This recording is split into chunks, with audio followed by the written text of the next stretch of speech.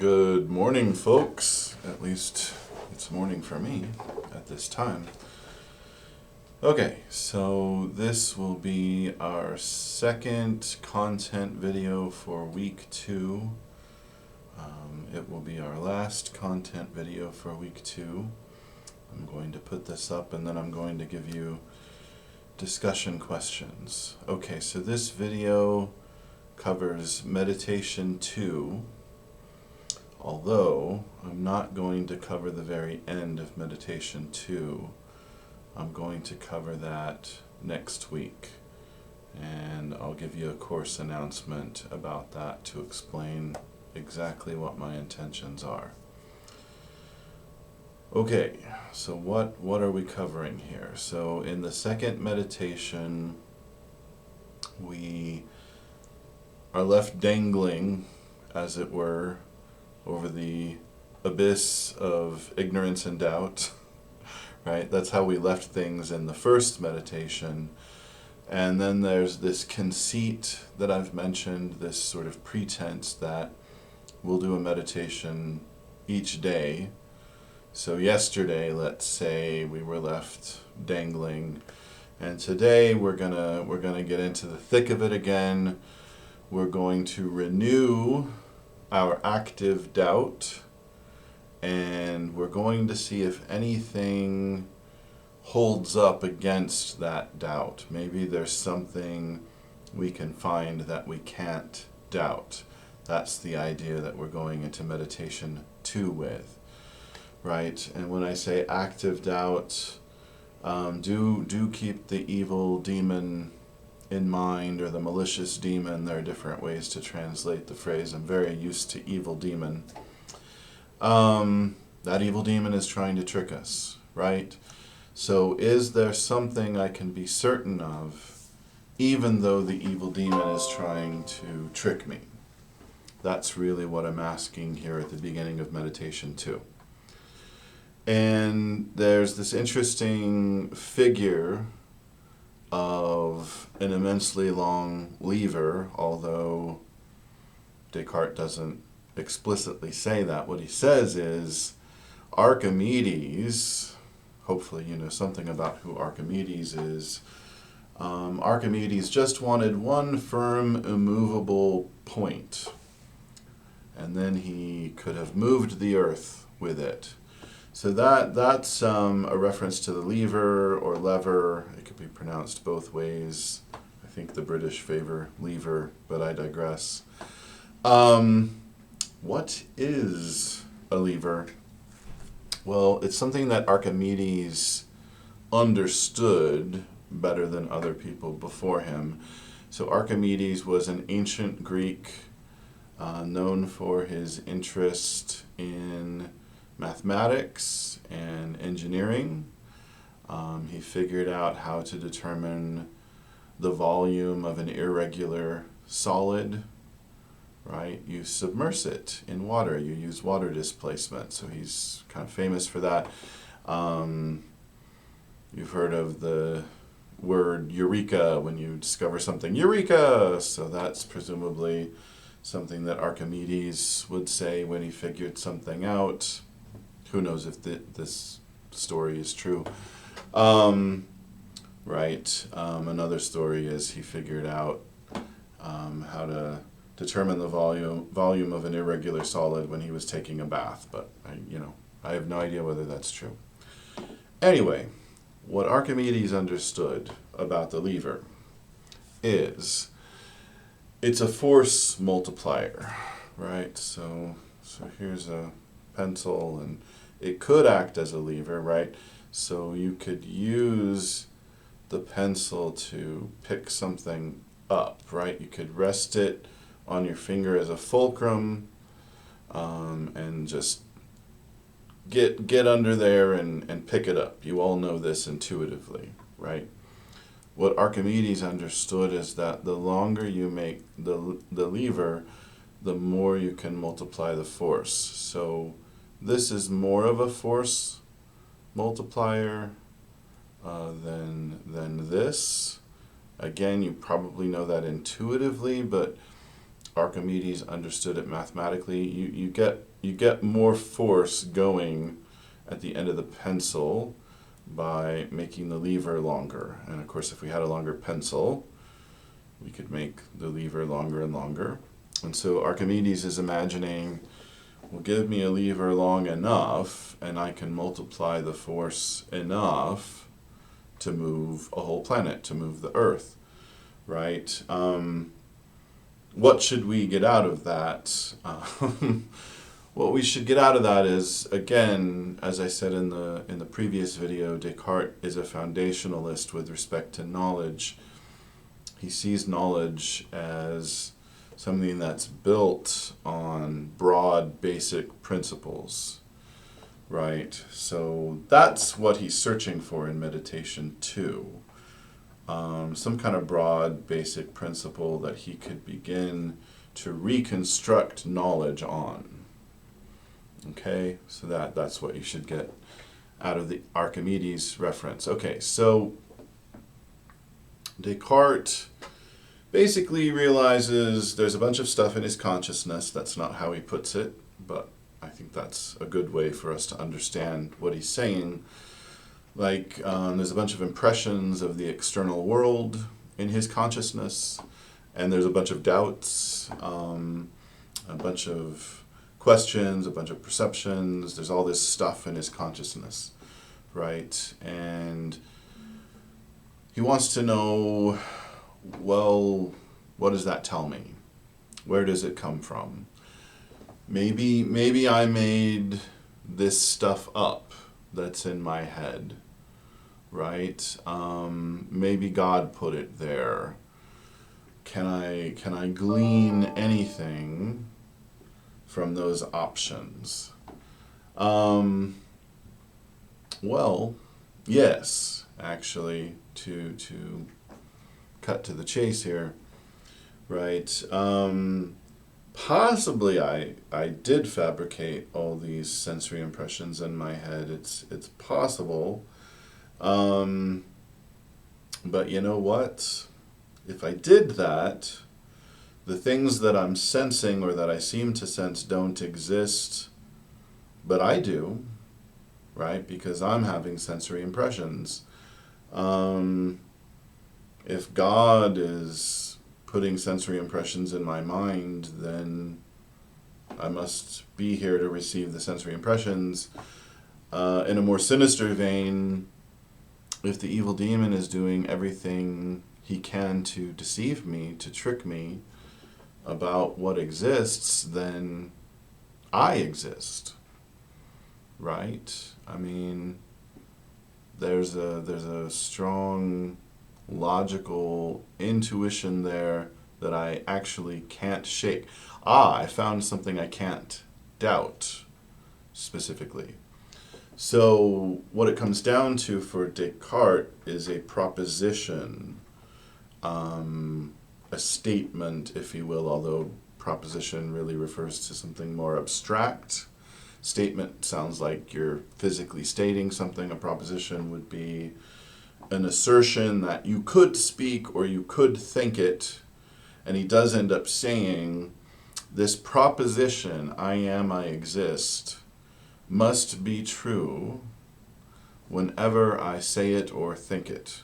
Because he might not have a mouth, right? I mean, that's where we are in the process of doubt. I don't actually know in the process of doubt right now whether I'm making statements, whether I have a mouth, whether the air is vibrating according to, the sounds that I'm trying to make and emit.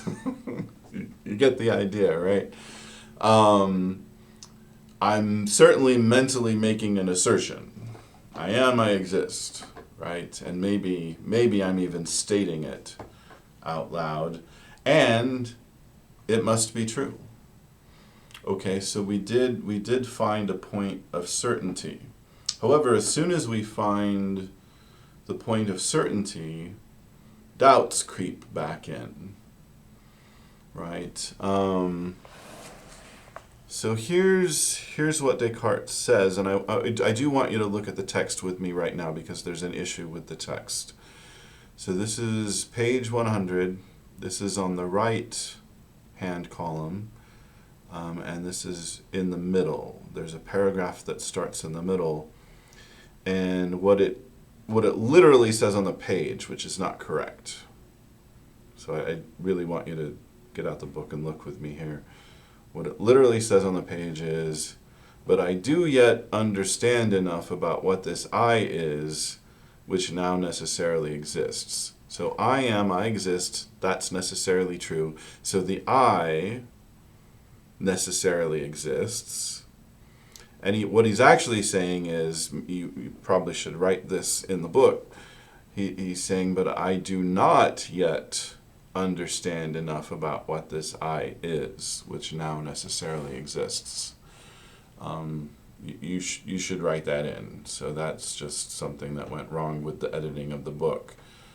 Look at another edition. There's supposed to be a not there. What he's saying is, I know I am, I exist is true, but I don't know what every word in that statement means. It's nice to know that the statement is true, but the word I appears in the statement, and I don't fully grasp what that word means in that statement. What is this I that exists? Okay, so he has a lot to say about that. Most of it's negative. That is to say, he spends a lot of time telling you what the I isn't.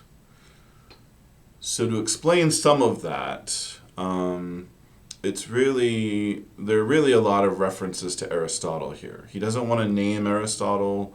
That's just going to cause problems. But remember, he trained under Jesuits. They've read their Aquinas. Aquinas founded or refounded Catholic doctrine, if you like, on Aristotelian philosophy. Descartes is steeped in Aristotelian philosophy, so there's a bunch of references to Aristotle here. So basically, what Descartes ends up saying is, okay, so if I think about what I am, what comes to mind, this isn't correct yet. What comes to mind when I'm trying to get clear on what the I is, well, I'm a body. Like, look at this stuff. Look at these hands I can hold out in front of me. I could look in a mirror. I'm looking at a screen right now. There's my face. There's my forehead.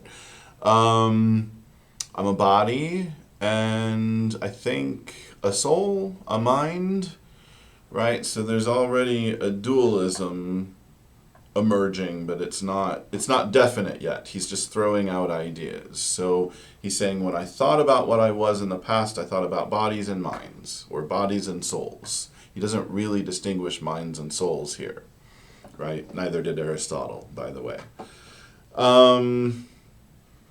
So what am I? Am I a body?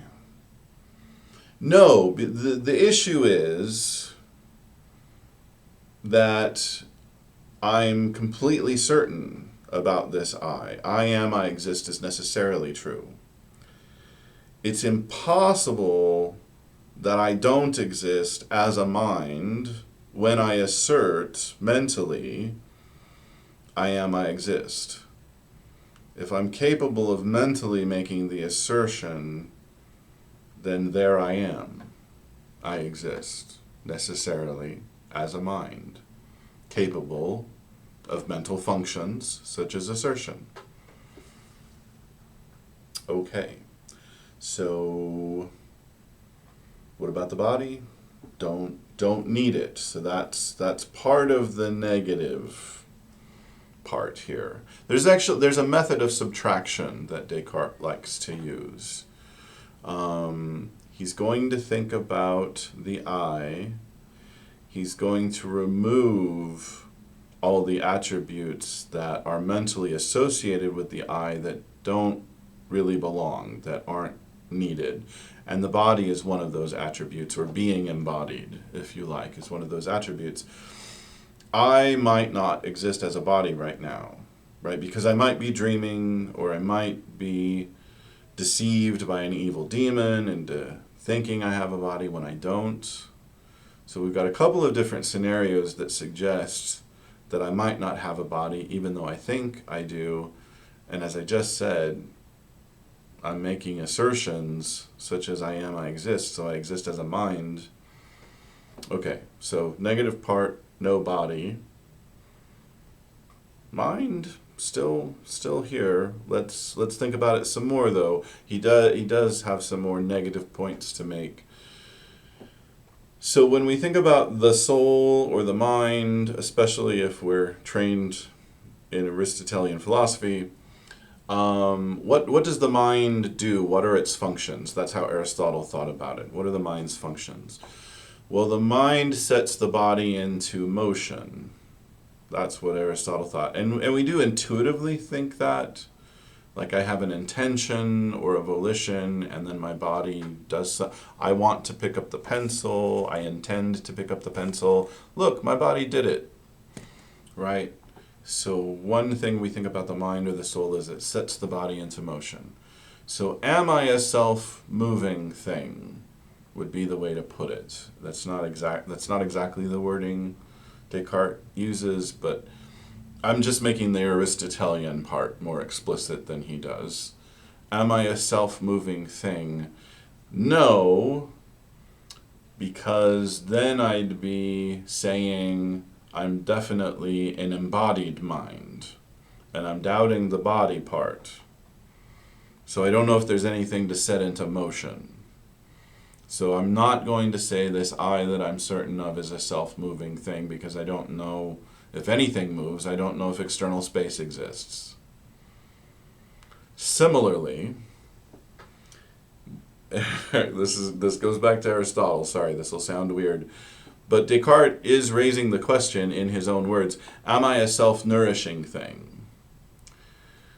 So Aristotle saw the soul as the form of the body, and that form enabled the body to ingest things and turn them into parts of its body. In other words, they have their own form, and then you ingest them, and then they take on the form of your body. So they're sort of reformulated to be part of you when you ingest them. So that's one of the soul's functions.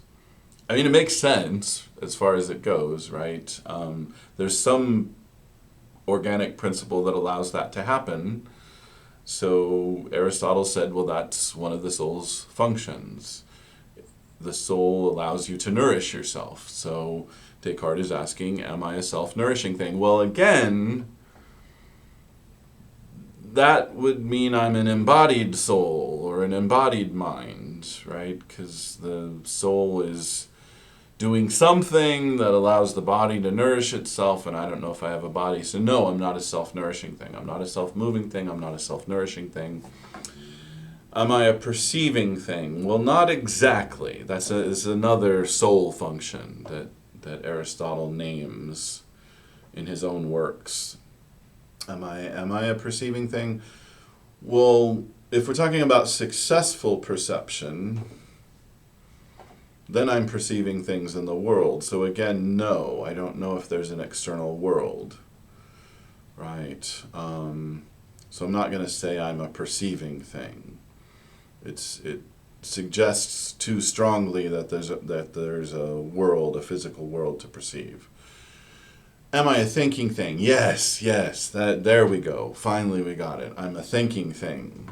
I mean, we kind of knew where we were going all along, because I needed to have a mind to have these doubts and to make these assertions that I'm making.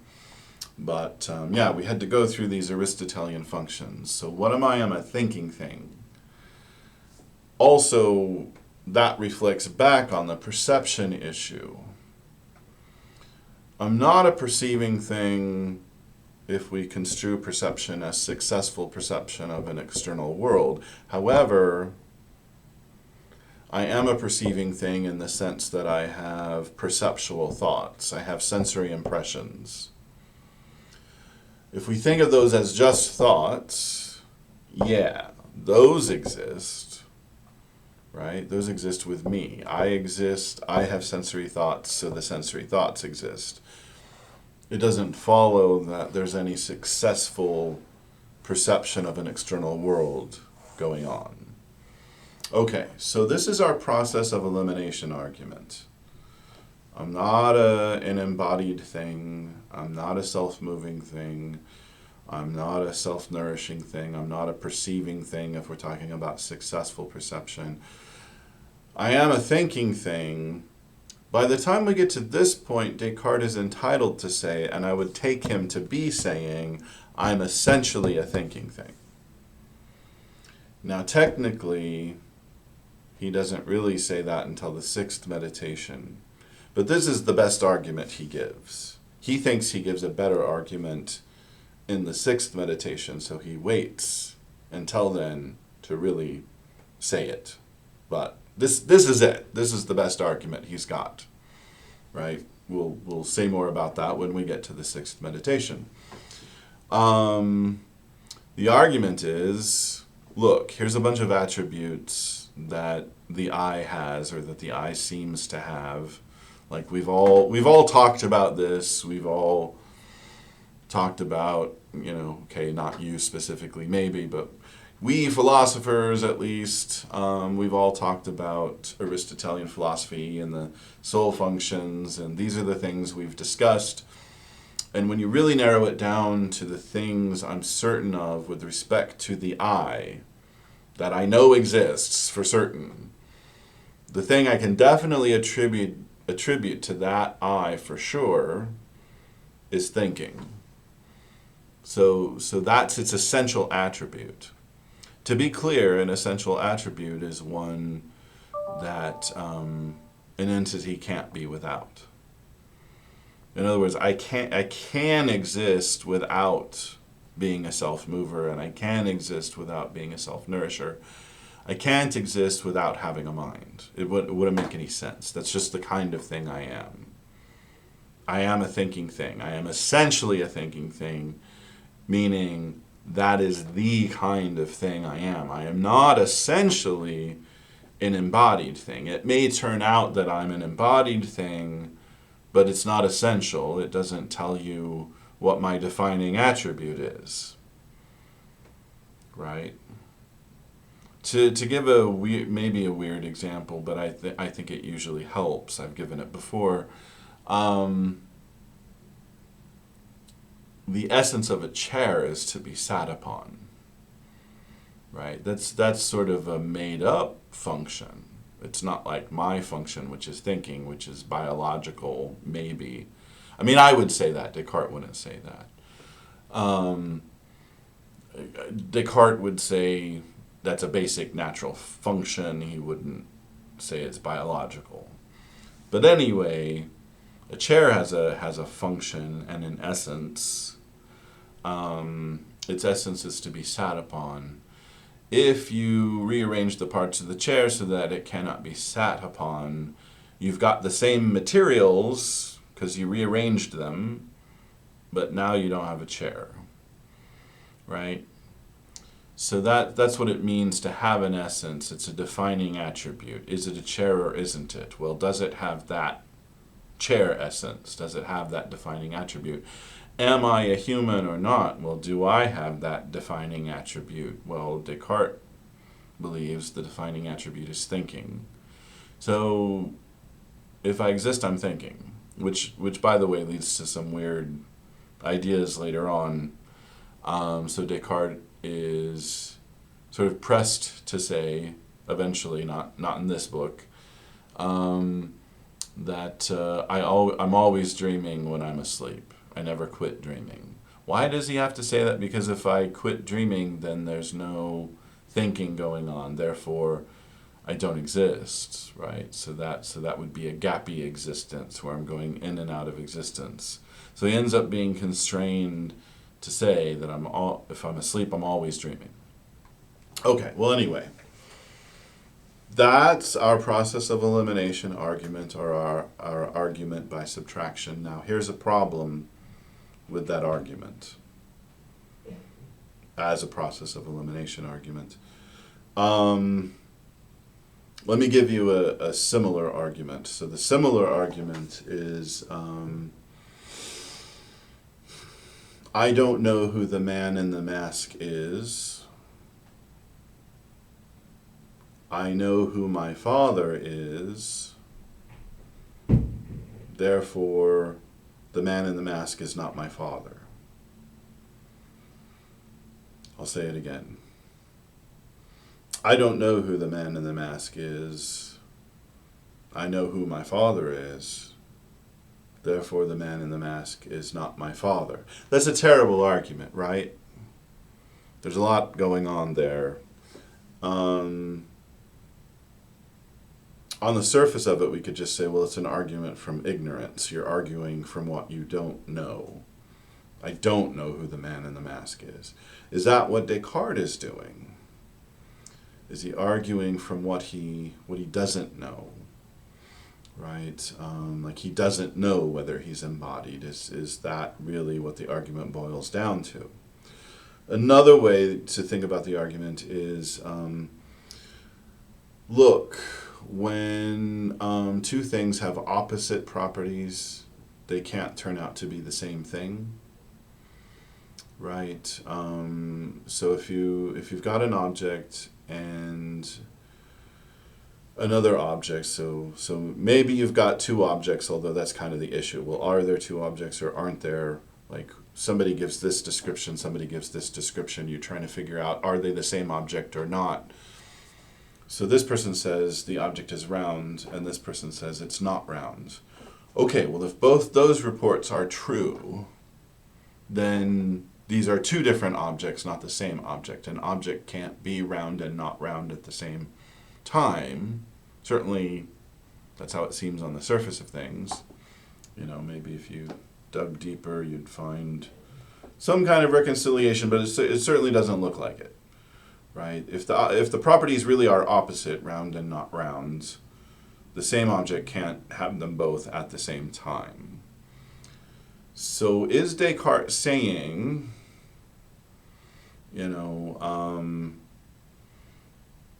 minds are known and bodies are unknown, and therefore they can't be the same object? That would make it like the man in the mask argument, right? That argument is saying the man in the mask is unknown, my father is known. An object can't be known and unknown at the same time. So these aren't the same, my father and the man in the mask.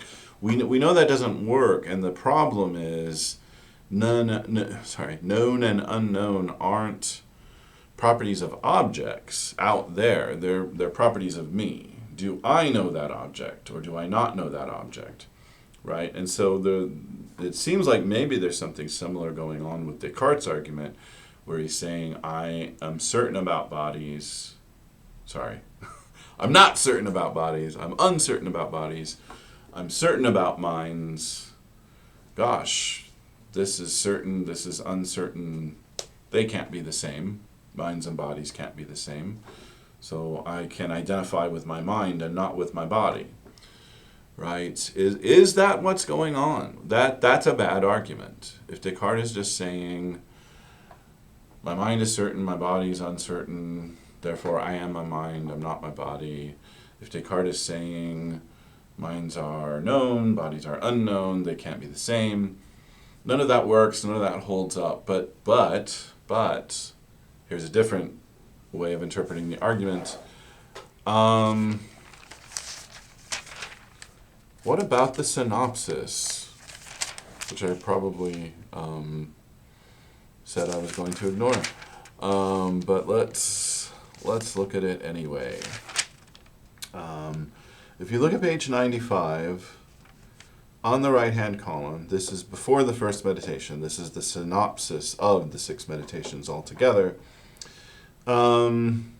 So that looking at the paragraph that starts in the right-hand column in the meditations, Descartes says, in the second meditation, the mind, using its own unique freedom, assumes that all those things about whose existence it can entertain the least doubt do not exist, and recognizes that during this time it is impossible that it itself does not exist. Now he doesn't, the reason I went back to the synopsis is he doesn't actually say that in the second meditation, but there it is in the synopsis. Possibility and impossibility gives us a different way to move forward. So in the synopsis, he's saying it's impossible that I don't exist as a mind. As I was suggesting earlier, we've got two scenarios in which it's possible that my body doesn't exist, or I don't exist as embodied. So it's impossible that I don't exist as a mind, or, to put it more positively, necessarily I exist as a mind. Necessarily I exist mentally. Why is it necessary? Well, I already told you, but let's do it again. I'm making a mental assertion right now. I'm saying I exist as a mind. Necessarily I exist as a mind as I assert that I exist as a mind. I mean, that's weirdly circular, but not in a vicious way. It's true, right? If I'm going to make a mental assertion that I exist as a mind, then definitely I exist as a mind. It works. Possibly, I'm not embodied. Possibly I exist in a disembodied way. As far as I can tell, right? So I could be dreaming I have a body when I don't. An evil demon could be tricking me into thinking I have a body, even though I don't. So we'll call this the modal argument, because necessity and possibility and impossibility, these are all modes, or at least that's how logicians talk, right? This is how philosophers talk. So let's say the argument one more time. Necessarily I exist as a mind. I exist as a body merely possibly, or I merely possibly exist as a body, or I merely possibly exist as embodied. Therefore, I am essentially a thinking thing. Right? That gets us what we want. As long as we accept that, sort of by common understanding, when we think about the I, we think, oh, there's a mind and a body, and that basically sums up what the I is. Right, and so then we say of the two, we say, okay, well, concerning mind, that's necessary to me. Concerning body, that's merely possible. It's contingent. It's accidental. Therefore, I'm essentially a thinking thing, because those were the two main attributes, given the history of philosophy and thinking about I's. Mind and body are what always come up. Okay, the body belongs to me in a merely accidental, contingent, merely possible way. The mind belongs to me in a necessary, essential way. Therefore, I am essentially a thinking thing. Okay, that's the modal argument. Much harder to criticize that modal argument. The main way to begin to criticize it, and I'm not saying it's wrong or it's a bad argument. I did say that about the process of elimination argument. It's not very good, not on the face of it. But you keep digging and you end up formulating the modal argument, right? And then the modal argument is pretty tough. The way to begin to criticize it, whether it's going to work out or not, and I'm not saying it will and I'm not saying it won't, this really is an open question still. This is why we're studying Descartes.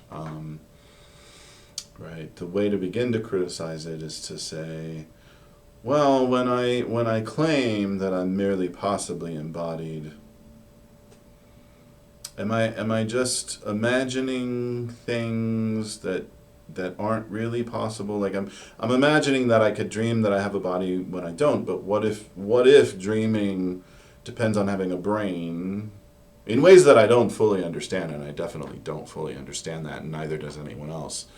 So what if dreaming necessarily depends on a brain, but I don't grasp that, so that I imagine I could dream as a purely spiritual being without a brain. That seems like conceivable, that's true.